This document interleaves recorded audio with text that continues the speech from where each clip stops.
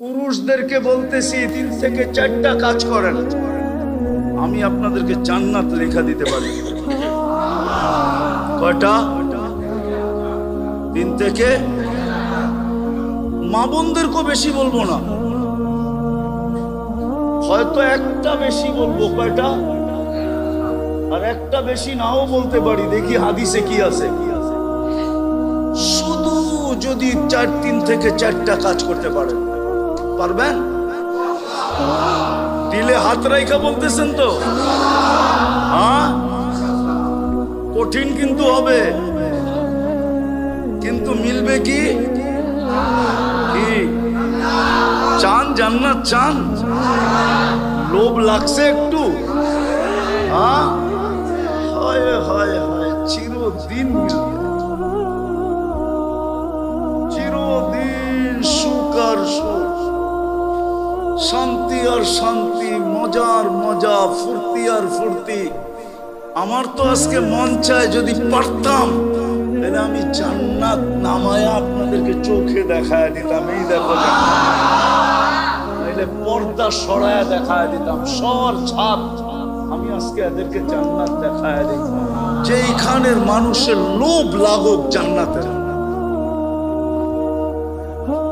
এরা মনকে বুঝাক। দুনিয়ায় তো আমরা সামাজিক ভাবে কিচ্ছু পাইলাম না, রাষ্ট্রীয় ভাবে কিচ্ছু পাইলাম না, সোসাইটিগত ভাবে কিচ্ছু পাইলাম না। আমরা তো সারা জীবনই ভাসমান রইলাম। আমরা তো বাঁচতে বাঁচতেই একদিন কবরের কোলে চলে যাই। হয় আমরা জান্নাতটা আজকের থেকে আর হারাবো না। পারবেন অঙ্গীকার করতে? কে কে পারবেন দেখি? আমি মা বোনদেরকেও বলতেছি, নামান নামান, মা বোনদেরকেও বলতেছি। শোনেন, ইমান তো মাতৃকোলেই দিয়া দিছেন। আমরা সব কি মুসলমান, ঠিক না? শুধু মুসলমান না, আমরা উম্মতে মুহাম্মাদি। আমাদের গ্রেড অনেক উপরে। সমস্ত উম্মত এক করলেও আমাদের সামনে বিন্দু হবে কিনা সন্দেহ আছে। আমাদের মর্যাদা এত ঊর্ধ্বে। কোরআন বলে খায়রু উম্মাহ, আর খায়রের তরজমা আমি হাদিস দিয়া করতেছি। আল্লাহর রাসূল বলে ওয়ালি খায়রি ইলা নিহায়া, আমার খায়রের কোনো সীমা রেখা নাই। বিদায় তোমরা যে উত্তম উম্মত, তোমাদেরও কোনো সীমা রেখা নাই। ওই মুসলমান আর উম্মতে মুহাম্মাদি জন্মসূত্রে বানায় দিয়েছে। বলি না আলহামদুলিল্লাহ, জন্মসূত্রে আল্লাহ বানায় দিয়েছে। এখন আমাদের করণীয় মাত্র 3টা। একটা তো জন্মসূত্রে পাওয়া গেলাম, ঠিক না? বাকি সামনে কয়টা? কি কি? 5 ওয়াক্ত নামাজ পড়ব।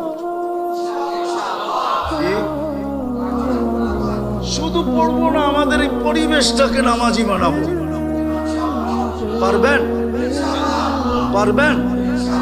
রব্বে কাবার কসম, যদি 5 ওয়াক্ত নামাজি হতে পারেন আর বানাইতে পারেন, জান্নাতের চাবি আপনার হাতে।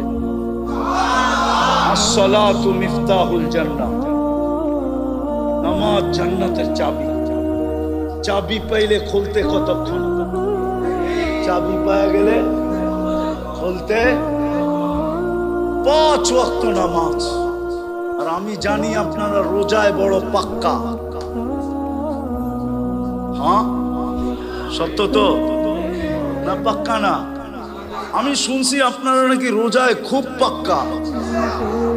রোজার বলে আপনারা আপোষ করেন না, তাহলে রোজায় তো আপনারা পাক্কাই। 2টা হয়ে গেল, নামাজ আর নিজে নামাজি হব, পরিবেশকে নামাজি বানাবো। পারবেন? আর রোজায় তো আপনারা পাক্কাই।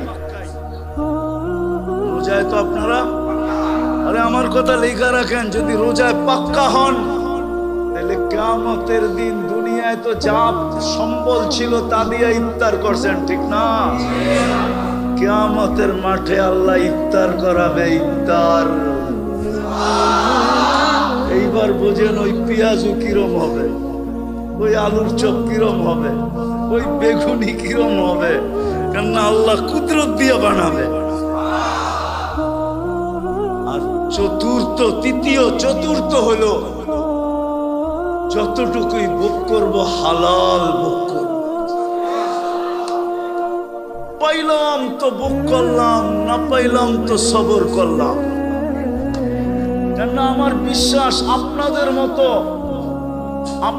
মতো বা আপনাদের লেভেলে যারা আছে গরিবদের মতো ক্ষুধা কেউ সইতে পারে না। সত্য তো, গরিবদের মতো ক্ষুধা কেউ পারে? পাগল হয়ে যায়, পাগল, ঠিক না? কত কর্মচারী চাকরি গেছে গা সময় মতো বাড়ির থেকে টিফিন গাড়ি আনে নাই দেখা, বুঝাইতে পারি নাই। ওরে দায়িত্ব দিছে তুই সময় মতো টিফিন গাড়ি নিয়ে আসবি বাসার থেকে, ও ভুলা গেছে, ঘন্টা 2 দেরি হয়ে গেছে, ও খিদায় পাগল হয়ে কর্মচারীর চাকরির থেকেই বাদ দিয়ে দিছে, তোরে দরকার নেই চল। বুঝা গেল ও খিদা সইতে পারে, কিন্তু গরিবরা খিদা সইতে পারে, ঠিক না? হ্যাঁ, এই জন্য মিললো তো খাইলাম, না মিললো তো না খাইলাম, সবর করলাম, মিললো তো হালাল খাইলাম, হারামে কোনদিন হাত বাড়াইলাম। পারবেন?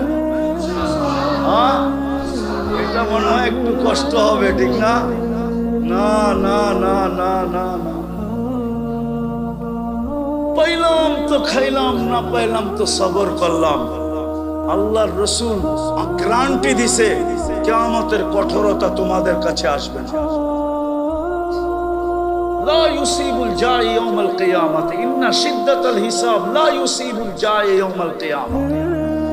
গরিবদের কাছে কিয়ামতের কঠোরতা আসবে না, আসবে না, আসবে না। আর মা বোনদেরকে একটা শুধু বেশি বলবো, জন্ম তো মুসলমানের ঘরেই, একটা দুইটাই মা বোনদেরকে বেশি বলবো। 5 ওয়াক্ত নামাজ আমি মা বোনদের পায়ে হাত রেখা 5 ওয়াক্ত নামাজ পড়বো। আর রোজার চলন তো আপনাদের এখানে আছেই আছে, ঠিক না? কেননা হালাল বক্ষণের কথা মা বোনদের, কেননা মা বোনদের দায় দায়িত্ব হলো পুরুষদের কাঁধে। কার কাঁধে? কার কাঁধে?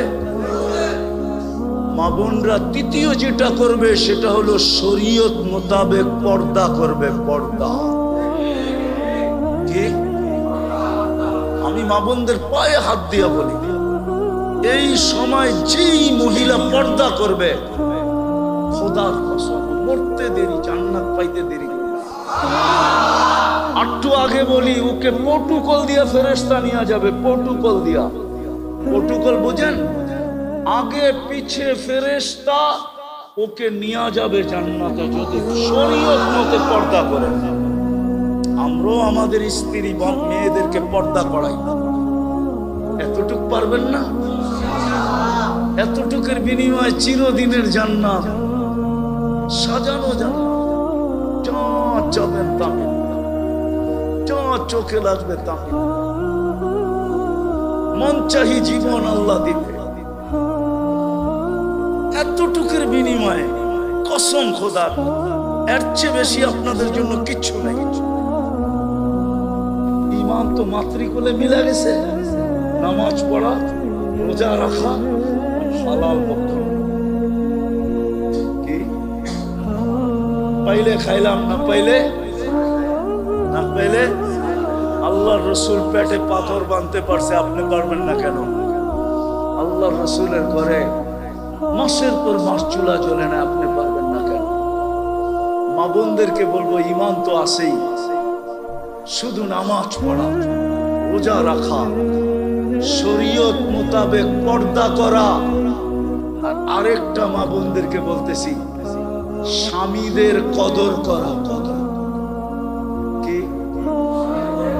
কদর বুঝেন কি? সম্মান করা, ইজ্জত করা, মূল্যায়ন করা, স্বামীদের কদর করা। কদর আজকে আপনাদের এখানে না, আমার এন্টার সমাজেই স্বামীদের কদর নাই। দেখা যায় গরিবের ঘরে কিছু আছে, ধনীদের ঘরে তো আরো কদর নেই। শুধু থাকে একসাথে কিন্তু কোন স্বামীর কদর, স্বামীর কদর নাই। আমার কথা মাইনা নেন, মিডিয়া আমার কথা চলে যাবে। থাকে ওরা একসাথে কিন্তু স্ত্রীর দিলে স্বামীর কদর নাই যতটুকু কদর করার দরকার। তারপরও গরিবদের ভিতরে অনেক আছে, অনেক কি কি জান দিয়া স্বামীকে বাঁচাইতে চায়। আলহামদুলিল্লাহ, এটা গরিবদের ভিতরেই আছে। তার ভিতরে সত্য তো আপনি মানেন? গরিবদের ভিতরেই আছে, জান দিয়া স্বামীর ইজ্জত করে, জান দিয়া বাঁচাইতে চায়। আমি মা বোনদেরকে আরো বলবো, আরো ইজ্জত করো স্বামীদের। যত বেশি মেয়েরা স্বামীকে ইজ্জত করবে, বুখারীর রিওয়ায়াতে আছে তাকফুরনাল আশিরা, তাকফুরনাল, স্বামীকে অসম্মান করা, ইজ্জত না করা জাহান্নামে যাওয়ার মেয়েদের সবচেয়ে বড় কারণ। জন্য আমি এই আওয়াজ যত দূর যেতেছে, আমি মা বোনদের পায়ে হাত দিয়া বলবো, ঈমান তো আছেই, 5 ওয়াক্ত নামাজ পড়বো, রমজানে রোজা রাখবো, শরীয়ত মোতাবেক পর্দা করব, খাওয়ার দায়িত্ব তো স্বামীর কাঁধেই। আমরা স্বামীদেরকে মন দিয়া ইজ্জত আর কদর করব। আপনারও ঘরে পৌঁছায় দিবেন, পারবেন? পারবেন? পাক্কা ওয়াদা তো? চলেন তাইলে তওবা করে আল্লাহর কাছে ওয়াদা করি যে এই কটা জিনিসের উপরে মৌত পর্যন্ত চলবো। তওবা করতে রাজি? কে কে রাজি দেখি? পাক্কা? তাহলে বইলা দেন, আল্লাহ তওবা করলাম। এতটুকুই বলেন, আল্লাহ তওবা করলাম। আমান যদি মনের থেকে করে থাকেন আপনি নিষ্পাপ। অল্প সময়ের ভিতরে শেষ হয়ে যাবে। খুব মনোযোগ দিয়ে শুনবো ইনশাআল্লাহ। কোনো আওয়াজ হবে না। আল্লাহ বলছে আনসিতু, বিলকুল চুপচাপ। তাইলেই কিন্তু ইনশাআল্লাহ কথাগুলা দিলের ভিতরে কাঁদবে। যেমন ওষুধের ডোজ আছে না, ডোজ মাত্রা আছে, ঠিক না? মাত্রা অনুযায়ী খাইতে হয়, ঠিক না? পাওয়ার অনুযায়ী খাইতে হয়, ঠিক না? ডাক্তার পাওয়ার লেখা দেয় না ওষুধের? না নাই ওষুধে পাওয়ার? 20, 50, 100, মাথা ব্যথারটা 500, ঠিক না? ঠিক মাত্রা অনুযায়ী খাইলেই আশা করা যাবে যে কাজ হবে। ঠিক না? আপনি বলবেন 500টা কিনতে গেলে 50 টাকা লাগে, 250টা 25 টাকা, ওইটাই কিনা খায়া ফেলি, ঠিক না? হবে নাকি? আমাদের দিলের ভিতরেও কথা কাঁদবে যদি আমরা আদেশ পুরা করি। এটাই মাত্রা। আল্লাহ আমাদেরকে এইভাবে শোনার তৌফিক দান করেন। সৃষ্টির ভিতরে আল্লাহ কাউকে স্বাধীনতা দেন না। কোন সৃষ্টিকে আল্লাহ ইচ্ছা স্বাধীনতা দেন না। শুধু একমাত্র আমাদেরকে ইচ্ছা স্বাধীনতা দিয়েছেন। ওলামা একমত হবে, কোন সৃষ্টিকে আল্লাহ ইচ্ছা স্বাধীনতা দেন নাই। ইচ্ছা স্বাধীনতা বোঝেন তো? যেমন খুশি তেমন চলা, যেমন খুশি। এই ইচ্ছা স্বাধীনতা শুধু আল্লাহ মানুষকে দিছেন, কাউকে দেন না। কোন সৃষ্টির ইচ্ছা স্বাধীনতা নাই। আপনি গবেষণা করে দেখেন, কোন সৃষ্টির ইচ্ছা স্বাধীনতা নাই। চাই সেই সৃষ্টি ক্ষুদ্র হোক চাই বিশাল হোক, আকাশ কিন্তু বিশাল, ঠিক না? লম্বা পাশ জানেন আপনারা? কেউ জানে না লম্বা কত, পাশ কত। আপনি জানেন? কেউ জানে না। হুজুর জানে? কি মহাজন সব জানেন? কেউ জানে না কত লম্বা কত পাশ। কিন্তু ওর কোনো ইচ্ছা স্বাধীনতা নাই যে 1 ইঞ্চি নিচে আসবে। যেখানে সেট ওইখানেই দাঁড়ায় আছে। ফেরেশতা বড় বিশাল, ফেরেশতা বড় বিশাল ফেরেশতা। জিবরিল আলাইহিস সালাম বিশাল। আসল রূপ যখন ধরে তো মাথা 7 আকাশের উপরে চলে যায়। ফাইদা রাসুহু 7 সামাওয়াত ফাওকা 7 সামাওয়াত, 7 আকাশের উপরে চলে যায়। রিজলুহু তাহতা সারা, পাও বিলকুল অথই নিচে চলে যায়। সিত্তু মিয়াতু জানা, 600 পর বা ডানা। দুটা প্রসারিত করলে আকাশের নিচ দেখা যায়। ওনার কোনো ইচ্ছা স্বাধীনতা নাই। কিন্তু আপনি আর আমি একটা 3.5 আইতা মানুষ, কি বড় দুর্বল। যে বানাইছে সেই বলতেছে আওয়াজ না, আওয়াজ না। যে বানাইছে আওয়াজ করলে আজকে আমার মতো শুনেন, তাইলে আরেকদিন আবার আপনাদের এখানে আসতে মন চাবে। আর আজকে যদি হট্টগোল করেন তাইলে আরেকদিন আর আমার আসতে মন চাবে না। রাগ হয়েন না কিন্তু।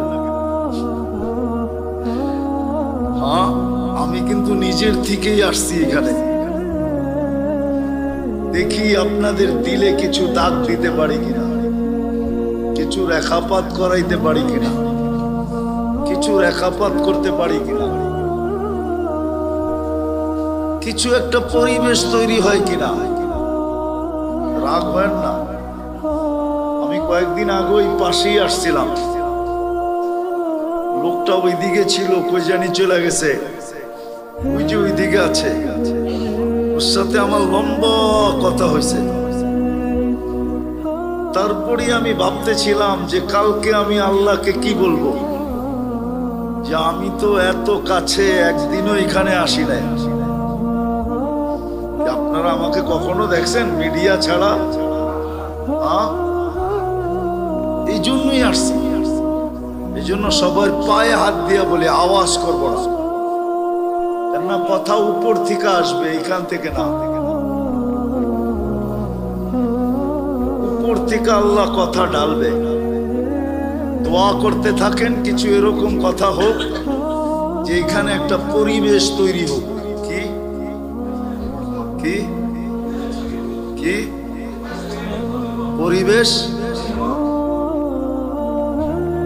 কেননা জান্নাত কিন্তু আপনাদের একবারে কাছে।